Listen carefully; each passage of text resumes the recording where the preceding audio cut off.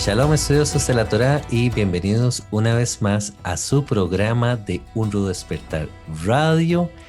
El programa de hoy, uno especial para miembros del Club de Patrocinadores. Con ustedes su servidor Harold Calvo, me acompaña nuestro hermano Miguel Forero.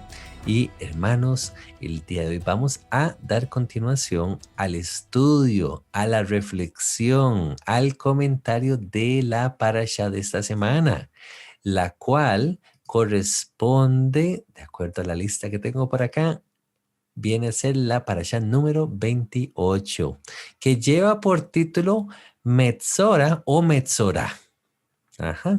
Esta parasha da inicio en Levítico 14:1 y concluye en Levítico 15:33.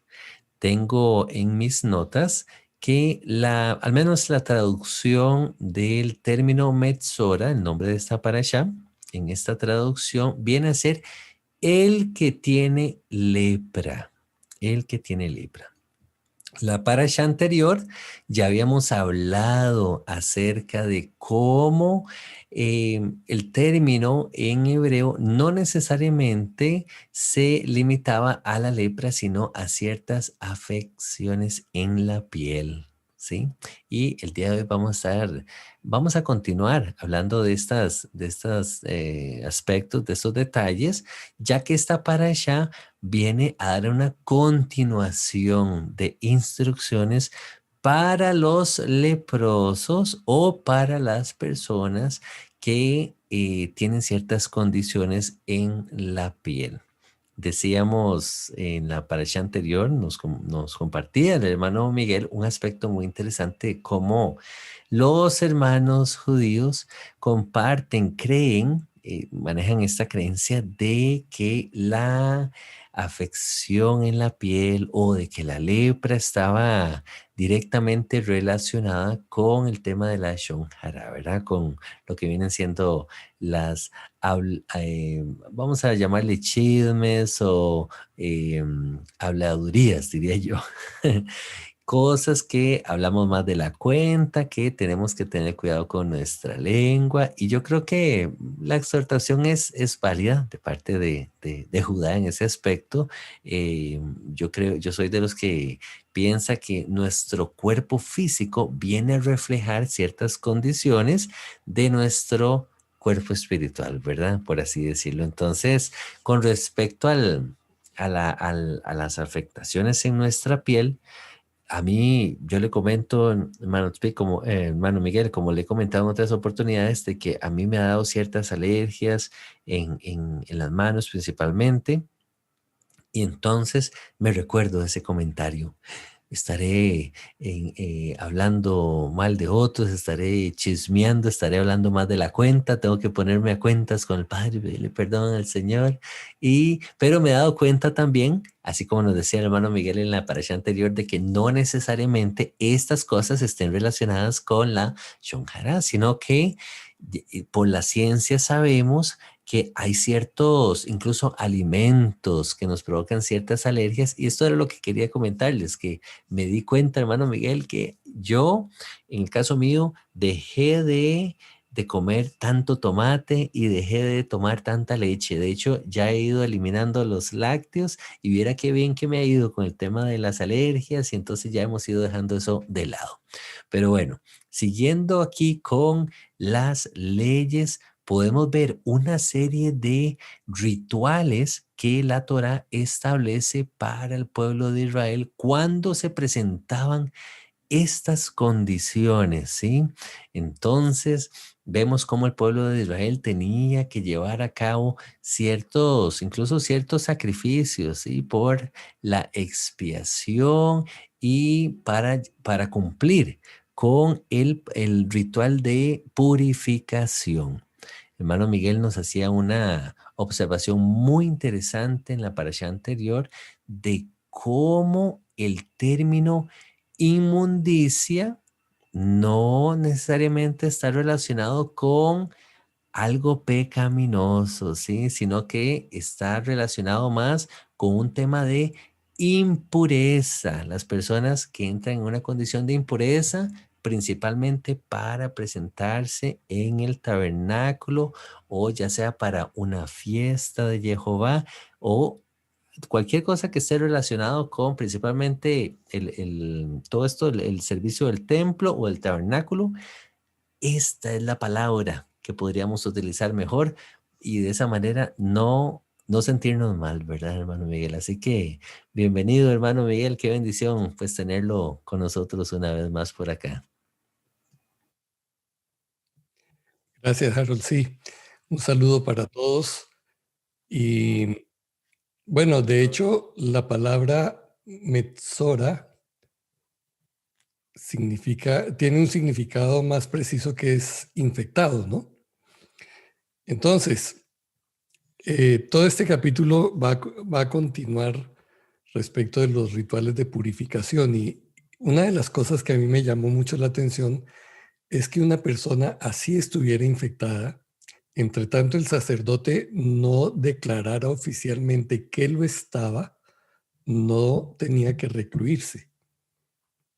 Interesante, ¿no?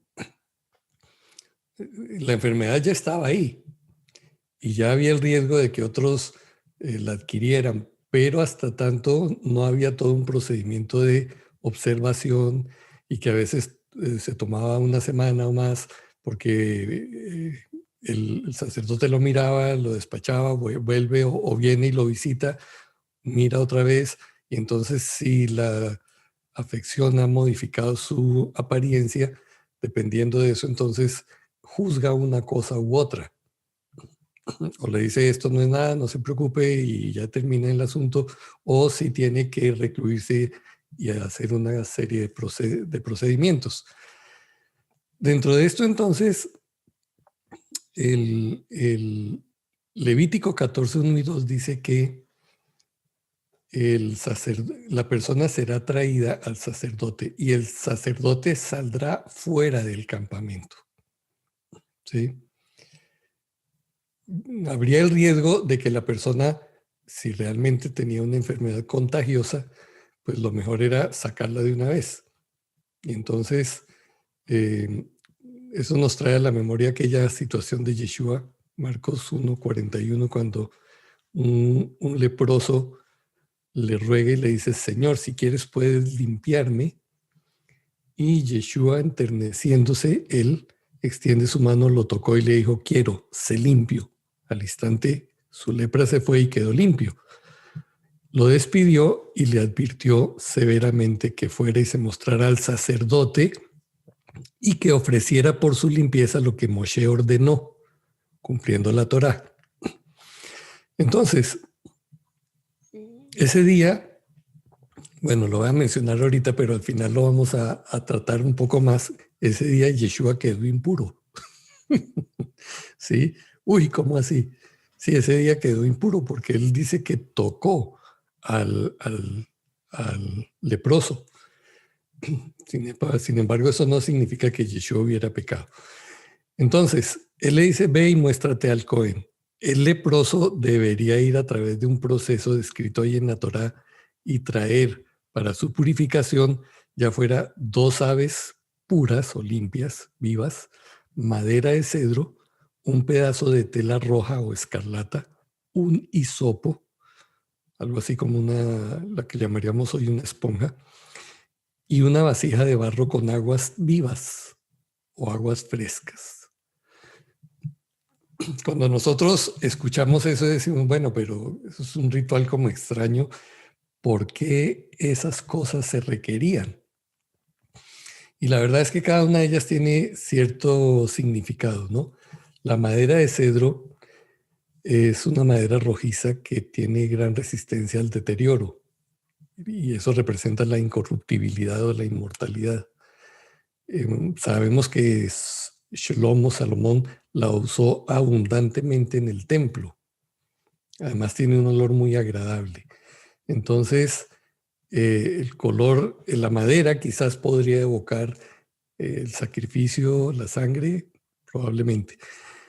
Lo otro era la tela escarlata o la tela roja. Lo principal allí es su color. De hecho, nos recuerda la sangre viva, y nos trae esto a mente lo que decía el profeta Isaías en el capítulo 1, verso 8: si vuestros pecados fueren como la escarlata, o como la grana, o el rojo, como la nieve, serán emblanquecidos. Evidentemente, solamente la intervención divina puede hacer esto. El hisopo, si recordamos al tiempo de la salida de Misraim, de Egipto, nuestros padres tuvieron que utilizar un hisopo para untar la sangre del cordero sacrificado en los postes de las puertas de sus casas. El hisopo crece en manojos pequeños, en ramas pequeñas. Tiene un aroma similar a la menta o a la hierbabuena. Y es precisamente su olor todo lo contrario a lo que podría haber tenido la persona que estaba siendo purificada. O sea, ese olor agradable contrastaría con la situación de la persona. Finalmente, el agua viva. El agua viva, para ser considerada como tal, debe proceder de manantiales y no de pozos estancados, porque las aguas estancadas con el tiempo adquieren mal olor y se facilita la formación de algas allí. Todos lo hemos comprobado con nuestra experiencia, pero el agua que es corriente es un agua limpia que se oxigena, se golpea contra las piedras y normalmente está más libre de bacterias, patógenos y todo eso. Entonces, estas 4 cosas la persona debería traer, además de las avecillas: presentarse en el templo y, bajo la autoridad del sacerdote, llevar a cabo el ritual para poder ser declarado limpio oficialmente.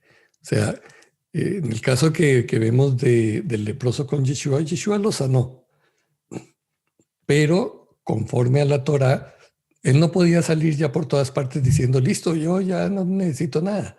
No, él tenía que cumplir su responsabilidad de ir ante la autoridad, y esta autoridad debería declarar, así como había declarado anteriormente que él estaba inmundo, ahora se necesitaba que oficialmente, legalmente, él lo declarara limpio, después de haber cumplido con todo esto. Qué interesante, hermano Miguel. Entonces, de la misma manera, la persona puede estar iniciando el proceso de la lepra, si fuese el caso, y no está declarado oficialmente hasta que lo pronuncie el sacerdote, y igualmente cuando va de salida, ¿sí? Ya cuando él está siendo, ya sea limpio, sanado, entonces el pueblo no lo puede calificar, digamos, como una persona ya limpia, a menos que ya el sacerdote dé esa palabra final. Muy, muy interesante, porque incluso hablábamos en la parasha anterior de cómo el sacerdote cumplía, ¿sí? Como un rol de médico, de doctor, ¿verdad? Él viene y da ese diagnóstico, esa palabra final, y ya él es el que lo revisa y dice: bueno, ya la lepra cesó, ya la afectación en su piel ya no está, entonces ya ahora sí puede ser parte otra vez, entrar nuevamente al campamento, incluso participar en algún ritual está directamente relacionado con el tabernáculo. Otro aspecto aquí, mano Miguel, que siempre... Perdón, un Sí, detallito adelante, ahí adelante, cómo no. respecto del sacerdote. Es que curiosamente, el sacerdote, que era la persona originalmente, ¿no? Estamos hablando del tiempo de Yeshua, originalmente, cuando fueron establecidos como tales, el sacerdote tenía la responsabilidad de bendecir al pueblo con amor. O sea, era una persona que seguía la paz, que buscaba que todo estuviera en orden. Yo me lo imagino a ese Aarón y sus descendientes primeros como unos padres, papás, quiero decir, no padres curas, como unos padres genuinamente interesados, a quienes la gente podía acudir con la esperanza de recibir ayuda, de recibir consuelo, consejo y demás. Pero este mismo personaje tenía que convertirse en un juez implacable, ¿no? En el momento en que tenía que decirle a una persona: tienes que retirarte del campamento. Lamentablemente, si estás contaminado, esto que tienes no te permite evitar aquí. Y esa persona tierna y dulce se vuelve entonces algo terrible, ¿no? Es un contraste en el temperamento de él. Sin embargo, está otra vez el rol equivalente cuando él restaura a la persona. Y uno se puede imaginar, no sé, yo siempre le aconsejo a la gente, hombre, dele vuelo a la imaginación cuando lea estas cosas. Párese usted delante del sacerdote y que usted tiene hijos y tiene esposa y tiene una serie de responsabilidades y le dice fuera del campamento. Fuera y dentro de 8 días lo vamos a revisar a ver qué y todavía no y sigue afuera y usted por allá aislado, quién sabe dónde, le llevan la comida y se la ponen ahí como un animal allá lejitos y ni se le acerca. Y luego cuando la persona esa misma vuelve a escuchar, estás limpio, vuelve y incorpórate otra vez a tu familia y a tu pueblo. Uf, eso debía ser eh, terrible, pues digo, emocionante para la persona, ¿no? Así es, hermano, como un papá, me lo imagino yo, ahora que me ha dado usted esa descripción, ¿verdad? El sacerdote teniendo ese cuidado. Y es que, hermanos, hay que entender lo siguiente. La razón por la cual se hacía todo este procedimiento es por un tema de preservación del pueblo, ¿sí? Entonces, en esta sabiduría que Jehová le entrega a Moisés y Moisés a Aarón y eventualmente a los sacerdotes de Israel, es para cuidar de su pueblo, para que su pueblo no se fuera a enfermar todos. ¿Se imaginan ustedes que se salga de las manos una peste, una plaga? Y lo vemos en las escrituras, sí. En los tiempos de David, por allá se suelta una plaga y eran por miles que se morían. Entonces, yo creo que Jehová tiene ese cuidado y es muy específico, muy enfático. De esta manera ustedes van a llevar a cabo este procedimiento cuando alguien salga con un problema en su piel, con lepra, no vaya a ser que el resto del pueblo se vaya a enfermar. Hay un detalle aquí, hermano Miguel, que quería traer sobre la mesa. Esto está ya le digo, en el versículo 33 del capítulo 14, si no me equivoco. Dice de la siguiente manera. Habló también Jehová a Moisés y a Aarón diciendo, cuando hayáis entrado en la tierra de Canaán, la cual yo os doy en posesión, si pusiere yo plaga de lepra en alguna casa de la tierra de vuestra posesión. Oiga qué interesante. Si pusiere yo plaga de lepra en alguna casa. Entonces, inmediatamente lo que resalta aquí a la vista es, un momento, Jehová es el que trae la lepra, es lo que nos está diciendo la Torah. Efectivamente, así es. Si fuera él el que trajera la lepra, entonces ustedes van a actuar de esta siguiente manera. Aquí quiero ir con esto, hermanos, que cuántas veces vemos en las escrituras, o antes de ir a las escrituras, cuántas veces nos ha ocurrido en nuestras vidas que viene el tiempo de la prueba, viene el tiempo de la aflicción, surgen los problemas y entonces nos encontramos con ciertas situaciones de vida que ocurren todo el tiempo, ¿verdad? Y tal vez estamos echándole la culpa a terceros, tal vez incluso empezamos a reprender al diablo y que es esta barbaridad, que el diablo me está golpeando y entonces, pero claramente vemos aquí en la escritura que Jehová nos dice que es Él el que, en este caso, trae la lepra en alguna casa cuando ellos hayan entrado a la tierra. Entonces esto me hace reflexionar y yo digo, de verdad que tenemos que tener los pies puestos en la tierra, la cabeza fría. Es importante madurar, hermanos, y entender que Jehová trae también la aflicción, ¿verdad? Sobre nuestras vidas y todo esto considero yo es una prueba para nosotros. Sí, hay un libro muy interesante de una autora judía.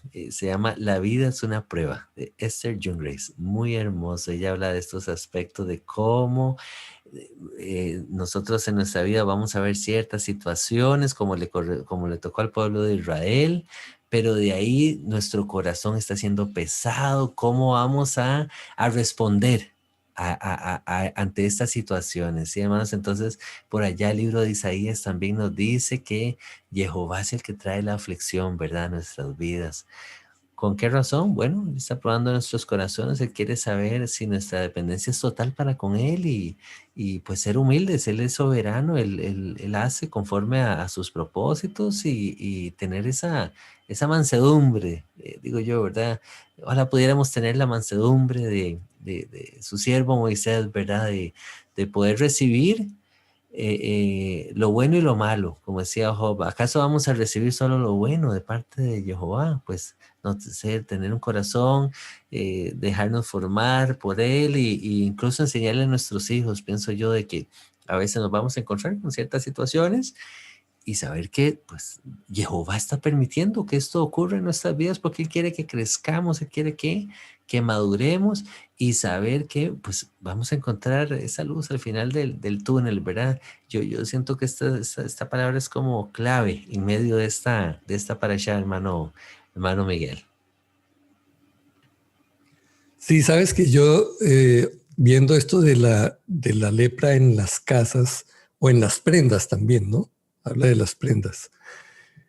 Muy probablemente se refiere a lo que conocemos hoy como el moho. No sé si en tu país se utilice otra palabra. Correcto, correcto. No, se usa exactamente la misma, sí. Ujú. Una mancha negra que comienza a aparecer principalmente debido a la humedad. Y les cuento, aquí en Norteamérica esa es una de las cosas más temibles que hay.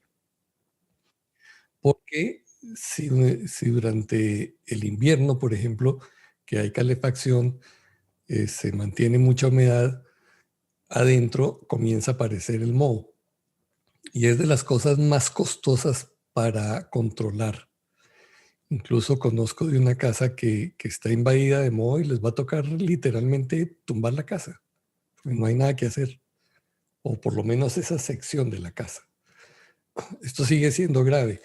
Nosotros vemos el moho a veces de una manera normal, en rincones, puede ser de los baños, puede ser en lugares donde hay mucha humedad, ¿no?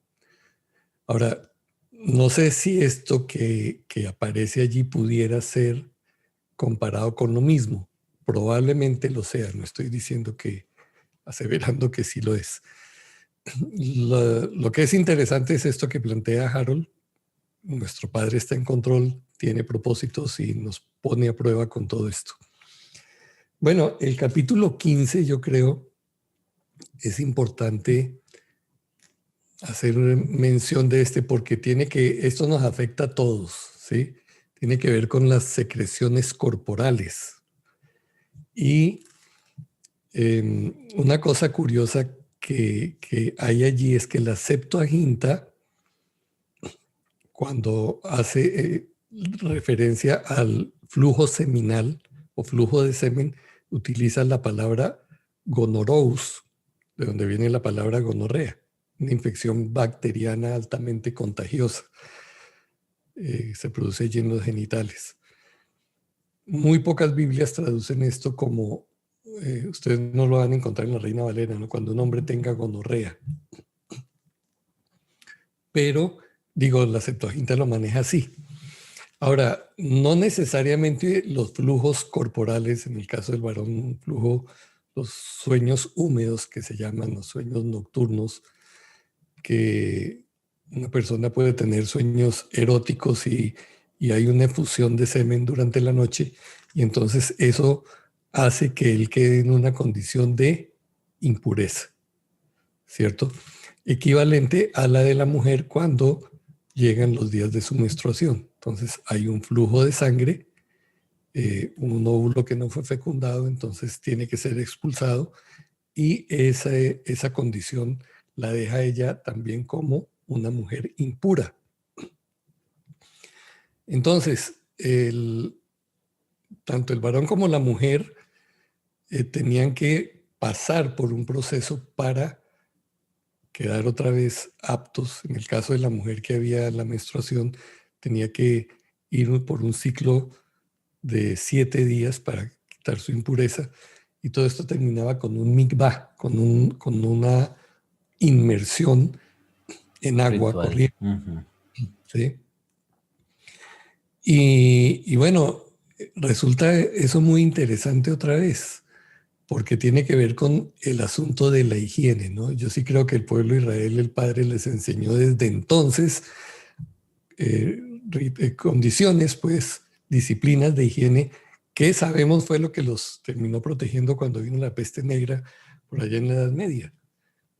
Entonces, todas las otras pueblos se contaminaban, ellos no, y los acusaron de que ellos habían fabricado y habían generado la peste porque ellos no se contagiaban. Pero simplemente era un asunto de aseo, ¿no? Totalmente de acuerdo. Ujú. No, y otro comentario, hermano Miguel, y le paso la palabra rápidamente. Ya casi al final de la parashá, dice, cuando un hombre yaciere con una mujer, tuviera emisión de semen, ambos se lavarán con agua y serán inmundos hasta la noche, que es esto que usted nos viene mencionando.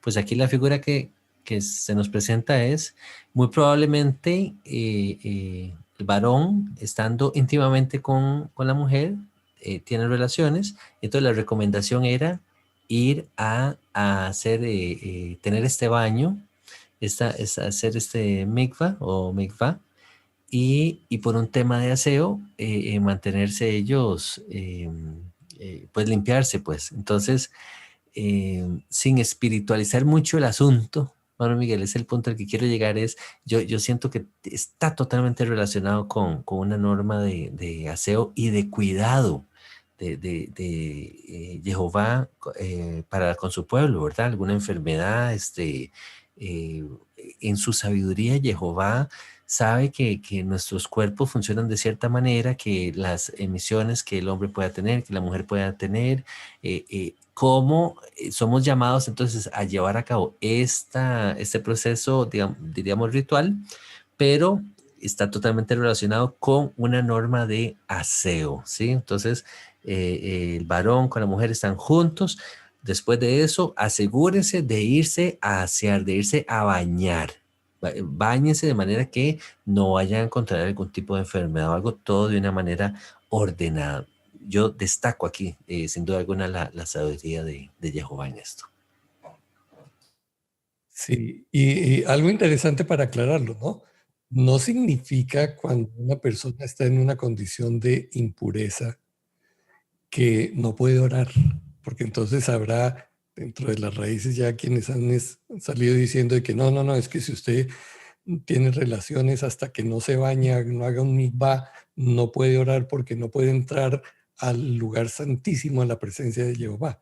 No, acuérdese que la impureza está relacionada con asuntos que se llevaban a cabo en el templo, en el tabernáculo, en el templo, pero hoy en día, si bien pudiéramos nosotros entrar en una condición de impureza ritual, pues no es aplicable sencillamente, porque nosotros no estamos yendo a ofrecer sacrificios a ninguna parte.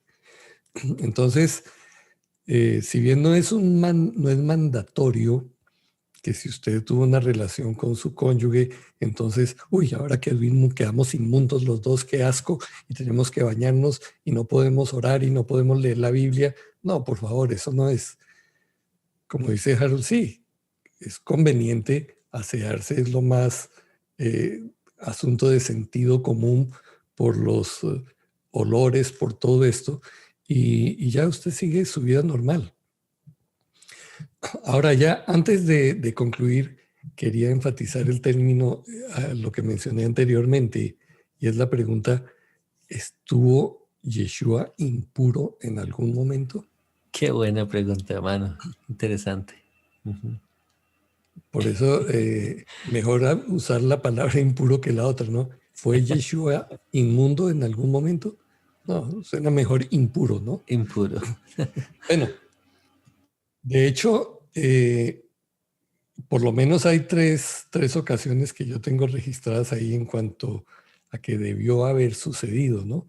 Cuando tocó al leproso y le sanó, cuando la mujer con flujo de sangre viene y toca sus tzitzit. Acuérdese de los niveles de impureza que hablé, creo que fue en la paracha anterior.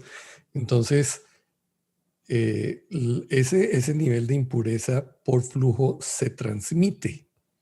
¿Se acuerda? Si la mujer tiene menstruación y se sienta, entonces el asiento queda ¿Cierto? impuro. Entonces, si ella en su condición de flujo de sangre tocó los tzitzit, quiere decir que el manto de Yeshua y él quedaron descalificados en ese momento. Si él hubiera ido a ofrecer sacrificio al templo, no había podido. Ay, pero es que él es el Mesías. Sí, pero él tenía que cumplir la Torá. Entonces, seguramente hubiera tenido que hacer todo el proceso antes de entrar allí. Y el otro es cuando toma la mano de la hija de Jairo, la niña que había muerto, ¿sí? Y él la toca, estando ella todavía como un cadáver, y le dice, levántate. Talita Kumi, ¿sí? Sí. Ajá. Entonces, evidentemente, Yeshua sí estuvo en condición de impureza ritual. Tenga eso en cuenta, por favor. Porque, hombre, él era una persona normal como nosotros, común y corriente.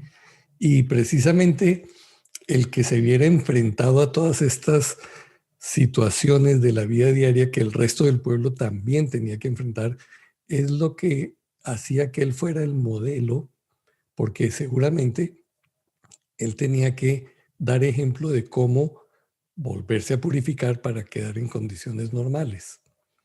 No tendría sentido que él, siendo el Mesías, y como mal se interpreta en el cristianismo, él vino a acabar con la ley, a abrogar la Torá.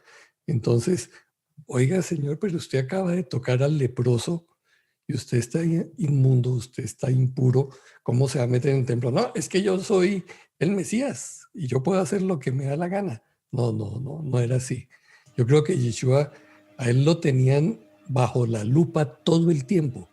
Y ellos sabían que si había tocado al leproso, que si había hecho esto, aquello, estaban pendientes de que él cumpliera los rituales apropiados para su purificación, y evidentemente los tuvo que haber hecho, porque luego entraba con libertad cuando era el tiempo en el templo y a predicar, o a lo que la participación suya en las fiestas, ¿no? Así es, así es. Siempre manteniendo ese orden establecido en la Torah y nunca pasando por encima de él. Qué interesante esa reflexión para el cierre, hermano Miguel. Qué bonito. Muchísimas gracias más bien por eso y por los demás comentarios y observaciones siempre tan enriquecedoras en cada parasha. Así que, hermanos, muchas gracias a ustedes también por escuchar este programa. Esperamos haya sido de bendición para sus vidas. Nos vemos entonces. Hasta la próxima. Jehová les bendiga y les guarde. Shalom, shalom.